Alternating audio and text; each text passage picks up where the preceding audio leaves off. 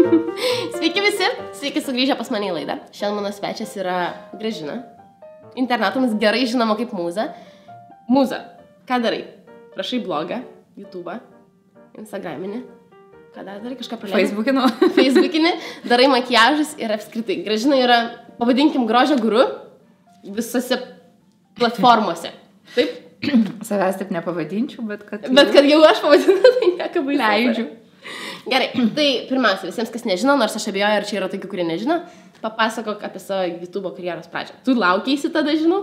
Jo, aš atsidėjau su tokiu kamuoliniu filmu ir galvoju, aš čia šukuosenas makiažą darausi, čia kažką ir pasižiūriu. Užsienietės čia YouTube'ai pilna tokių filmukų, kaip čia tą pasidaryti, galvoju, kaip mūsų lietuvis išmoksta, tik tą žiūri, o kas nemoka angliškai, galvoju, sukursi aš kokį nors filmuką, kaip susipinti plaukus, čia buvo pirmas mano video. Dabar, kai pasižiūri, ten yra peržiūrų, nežinau, gal 100 000, daugiau 200 000, neįsivaizduoju, bet jis buvo toks lievas. Bet man atrodo, čia natūralu, kad atrodo, kad jisai yra blogai. Ja, ir kalbos tas nebuvo, ir nieko nebuvo, bet po kažkiek ten video mane kreipėsi pas Delfis, tipo, gal galim publikuoti, aš galvoju, wow. Tada buvo tik pat pradžia, ar daug buvo lietuvių, kurie tada jau darė? Man atrodo, nebuvo iš viso nieko. Manau, nebuvo iš viso? O kelintais metais pradėjai? Neprisimenu. Manau, kad apie šukuosenas makiažas, kad rodytų, tikrai nieko nebuvo, tikrai, nes arba aš nemokėjau ieškoti tuo metu, bet man nieks neužkliuvo, tokio nieko nemačiau. Po to labai greitai žinau, kad lygtais Inesa pradėjo ir taip toliau. Tai va, tai žodžiu, laiko perteklius visų pirma, kad laisvo, nereikėjo eiti į darbą, galvoju, pabandysiu kažką čia. Ten fotiką turėjau lėviausią kažkokį ten filmavimui, apšvietimas, tai iš viso čia nėra kažnekės. Aš dabar kaip tu pasakai, atsimenu tas tavo pirmus video. O tu sakai, kad tu pamatai, kad tu užsieniešyti darbą, bet tu nesekėjai ilgą laiką kažkokių tai žmonių. Jo, aš sekdavau, aš dažniausiai kalbos pagrindų žiūrėdavau, nes, pavyzdžiui, moku lenkų, čekų, rusų ir kai nepraktikuoja kiekvieną dieną tų kalbų, tai aš žiūrėdavau video tiesiog, ką jie veikia savo šaly, kaip ir taip toliau. Aš tai pradėjau ispanų mokytis. Ir va, tai aš kažkaip sekdavau tuos būtent dėl kalbos. Bet nebuvo kažkokia YouTuberė ar kažkokia žmogus, kuris tave žiauriai įkvėpė ir viskas ir aš noriu daryti? Ne, tikrai nebuvo taip. Man iš viso buvo, aš nesitikėjau, kad kažkas žiūrės ir tiesiog tokį. Aš galvojau, kad labiau tai bus skirta mano klientėms sužinoti, kad aš moku daryti šukuosenas ir makiažus, kur galvoju, aš dabar, pavyzdžiui, sėdžiu namuose, po to bus mažas vaikas, ten darbą nereikia, tai galvoju, tokiu būdu reklamuosiu savo paslaugos labiau. Žiūrėk, jis reklamavo. Tai būtent dėl to, kad šukuosenas ir makiažus pradėjai kaip grožis ir stilius savo kanalą. Jo, kaip grožis. Atrodo, kad dabar taip seniai buvo, ne? Jo, grožis ir stilius, wow. Bet iš tikrųjų dėl to Mūza. Tik dėl to turėjau tą grožis ir stilius, kad mano buvo internetinis puslapis grožisirstilius.lt, tai nebuvo minties tokios, kad aš pasivadinsiu kažkaip kitaip, nes čia tai buvo tiesiog susijęs su paslaugom. Na, o kai pamačiau, kad jau ten ne visai grožis ir stilius, o yra ir buitekas ir ten bet kas. Ir pokalbį mašinose važinėjant. Jo. Tai dėl to ir pasikeitai, kad atitiktų labiau turinį kanalą. Gal net ne dėl turinio. Aš turiu tokių slaptų svajonių, idėjų, planų ir taip toliau apie kaip tokį, galbūt netgi ir prekės ženklą, kažką tokio. Ir visada galvodavau, kad tai turi būti trumpas pavadinimas. Aš sakė, mes kalbėjom kitą pavadinimą. Jo. Tai tu visą tą virtuvę žinai, tai tau neįdomu, galbūt labiau tiem žiūrovų. Tai aš bandau iš visą tą, ką žinau, kažkaip išklausti. Pritempti, kaip kad papasak. Jo, tai va. Tai pagalvojau apie trumpą pavadinimą kažkokį, po to siūlė man žmonės, bet man visuomet yra taip, kad aš turiu būti tas pagrindinis idėjų generatorius. Visų pirma, mane tas žiauriai erzina, kad aš pati viską turiu sugalvoti ir man nieks nepasako, daryk taip ir taip ir taip ir bus va fainai. O kita vertas, po to žiūriu, kad tai yra ir geriausia, kaip pati nusprendė. Ypatingai tokia vieta kaip YouTube'as ar kažkas kitas, kur tu grinai sukuri asmeninį ryšį.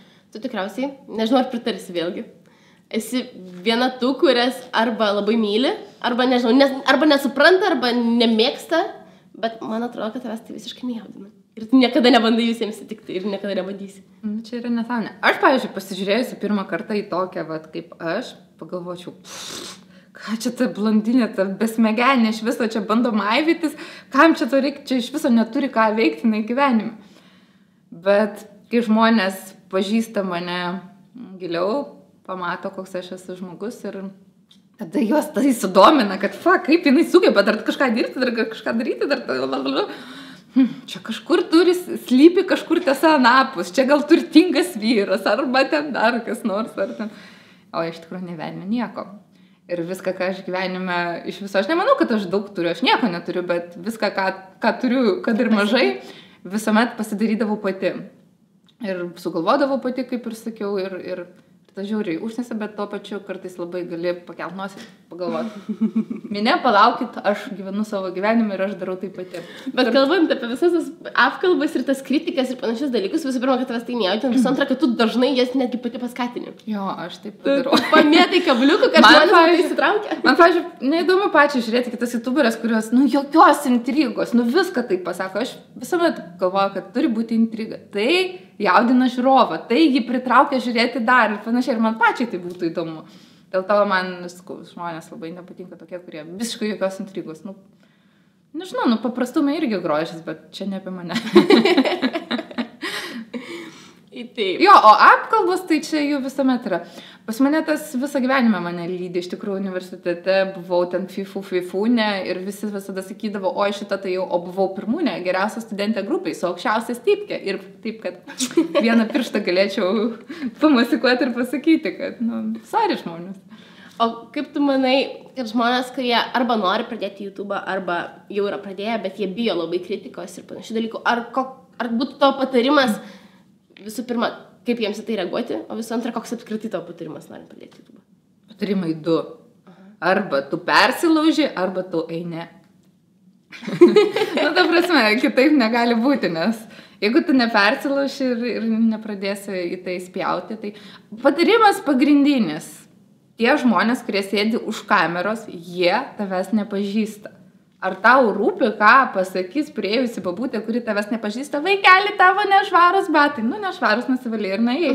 Ir pamiršai, negi tu visą savaitę dabar galvoji, kad pirmadienį buvo nešvarus batai, ką ta babutė pasakė. Tai čia tokia pačiam lygmenį. Bet man atrodo, kad labai dažnai tie žmonės, kurie bijo ar pradėti, ar kažką daryti, ar bijo kritikos, jas bijo ne tiek iš aplinkinių, aišku, baisu, iš toliau žmonių iš ekrano, bet jiems baisu, ką pasakys klasiokai, draugai, bendradarbiai, bet kas. Jo, tą etapą irgi reikia prasilaužti. Aš tai kaip tik buvau motinystės atostogose ir grįžusi, žinojau iš kolegų, kad kitos kolegės, kurios manęs ten gal nelabai myli, žiūri, mano tos visus pasileidžia dar garsiai, dar darbo metu. Bet čia jau. Ir man tai buvo, galvoju, reiškia įdomu žmonėm, reiškia yra rezultatas. Žinau, kad praėję metai tai buvo gan sunkus. Įvairiom prasmėm. Jo.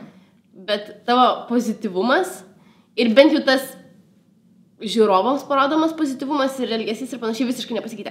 Kaip tau atrodo, ar būtent tas toks girl boss pozicija ir toks viskas cool, viską gali padaryti, tu gali, yra vienas pagrindinių dalykų, kodėl tu esi taip mėgstama ir taip gerbiama tikriausiai netgi. Man neatrodo, kad aš esu mėgstama ir gerbiama, man atrodo. Blogai atrodo.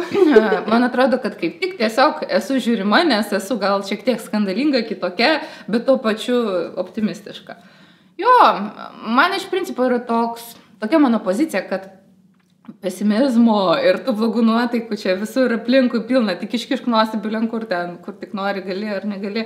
Netgi ir žmonės ant tiek pesimistiški, pikti ir taip toliau, kad vienintelis dalykas, ką galima gero šiai visuomeniai pasėti, nuskleisti ir taip toliau, yra optimizmas. Ir man pačiai maloniau nuo to geriau žiūrėti į besišypsantį žmogų.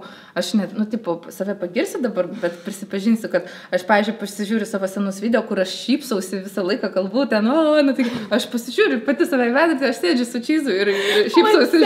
Aš būna redaguoju video ir sako, ką darai? Ateina pasižiūriu, kad aš žiūriu į savo veidą, sako, tu žiūri į save ir šypsais. Jo, gali atrodyti pišoniškai, bet sukelia emociją. Bet čia turbūt labai geras ženklas. Jo, jeigu gerai jautėsi to momentu. Žiūrėdamas save šypsaisi, tai čia jau. Tai čia jau stadija tam tikra, nesvarbu. Pradėjai rašyti blogą. Kodėl? Visų pirma, bet aš pradėjau anksčiau negu filmuoti, iš tikrųjų. Bet dabar tu jį atnaujinai. Aš atnaujinau šiek tiek, bet dar manau, kad tobulėti ten tikrai yra kur. Aš noriu, kad tai būtų mano namai, tokia platforma, kur galima ne tik pasakyti, bet ir parašyti. Ir, pavyzdžiui, parašyti kokį nors straipsnį, kur aš nenoriu, pavyzdžiui, tą temą kalbėti, bet noriu parašyti apie tai. Ir ateity tikiuosi, kad ten atsidaras dar daugiau skilčių įvairiausių. Labai svajočiau apie kokią nors parduotuvę su mielais muziniais daikčiukais. Muzikais. Muzikos čia mano vaikas. Su muziko nuotrauko. Ja. Tai mano tokie namai, sakykim. Ir man patinka tokia erdvė, man patinka kitų blogerių blogai. Iš principo užeiti ten, pašmirinėti, ten, pačiupinėti viską. Ir man patinka. Nes blogai visada yra ta vieta, kur labai gražu. Tenais viskas kiekviena nuotrauka iki paskutinio. Nu, ne apie mane čia, sakykim, bet jo. Bet video yra truputį kitaip. Tenais toksai realesnis gyvenimas tikriausiai. Nebūtinai, bet tiesiog tenais yra viskas. Tiesiog tu matai, kaip žmogus kalba, tu matai, kaip jis reaguoja, tu matai viską. O blogą tu gali padaryti kaip Instagramą tokį.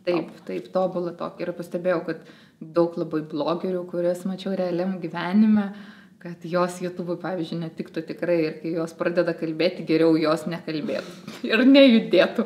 Būtų tose nuotraukose, kur yra, negražu taip sakyti. Va čia dar vienas tavo kabliukas, kur dabar kiekviena blogerė, su kuria tu buvai gyvenime susitikusi, glos, čia apie mane. Tavo kaip YouTube'o guru klausimas tau. Kaip manai, kas bus su YouTube'u toliau? Apskritai, kokios gali būti perspektyvos, gal kalbant apie Lietuvą ypatingai, kas bus toliau? Aš visų pirma labai bijau, kad yra toks didelis augimas, kad gali būti ir greitas sprogimas, kad pats YouTube'as vis tiek sugalvos, kaipgi šitą be reklamos dar išnaudoti, kas gali būti nepatogu žiūrovui tam pačiam. Tai va dėl to bijau, kad gali tekti ieškotis kitų platformų kažkokių. Bet vėlgi manau, kad tai galbūt įvyks negreitai ir visadagi būna kažkokios išlygos. Ir kiek teko dalyvauti kažkokiuose YouTube apmokymus ar panašiai, vis tik jie labai tokie teigiamo mąstymo ir tokie žmonės su idėja, tai aš netikiu, kad jie taip paimtų ir nukirstų kažką, kaip kad įstatymas nukerta ir panašiai.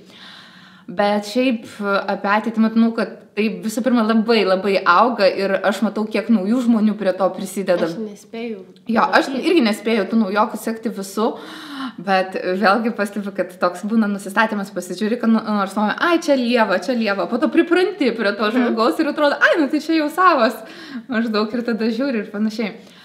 Ir ką aš čia dar manau apie YouTube, kad čia yra begalė galimybių iš tikrųjų. Ir aš labai labai svajoju, kad Lietuvoje pagaliau būtų žmonės, kurie iš to gyvena, realiai gyvena, ne taip, kad išlaiko vyras ten arba ten bobutė, močiutė, tėvai ir tu tipo YouTubinį, bet taip, kad žmogus galėtų iš tikrųjų išsilaikyti iš to, gauti atlyginimą. Ir aš manau, kad tai jau labai greitai bus. Aš manau, kad jau tai yra realu, bet reikia dirbti. Aš nesakau, kad pats YouTube'as tau mokės atlyginimą, bet mokės įmonės, mokės ten tualetinio popieriaus gamintojas, kai tu rodysi, kai tu tualetę ten išsitrauki ritinėlį ir taip toliau. Čia tai pavyzdys elementarus, bet manau, kad jau tai galima daryti, bet reikia visą darbo dieną dirbti. 8 valandas per parą ir panašiai 5 dienas, jeigu tu sėdėsi, bendrausi su ten kompanijom, pati galbūt kažkur rašysi, kažkur kreipsis, sugalvosi, kaip visą tą padaryti, nebūtinai viską gausi in cash, gal kažką barteriu, bet why not? Tikrai galima, bet reikia dirbti. O ko tu negalėtum reklamuoti? Reklamuoti, kalbėti apie tai, net nebūtinai, kad tai yra reklama. Aš nežinau, kad tikrai niekada aš tokių žodžių nesakau, bet aš nesijausčiau gerai, jeigu aš reklamuočiau kažkokius high-end produktus arba kažką tokio, ką lietuviams įsigyti yra iš tikrųjų sudėtinga.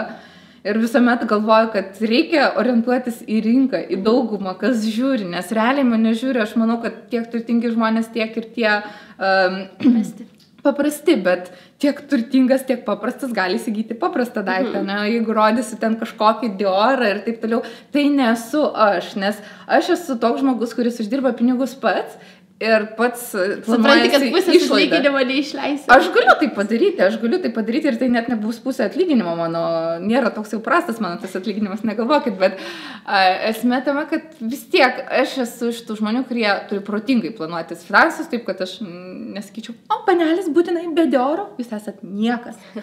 Ir tuo tikslu nusipirkit tą feikinį Diorą ir vaikščiokit, feikų nekenčiu irgi. Bet ko aš nereklamuočiau gyvenime, net nereklamuočiau, net nekalbėčiau tai apie feikus.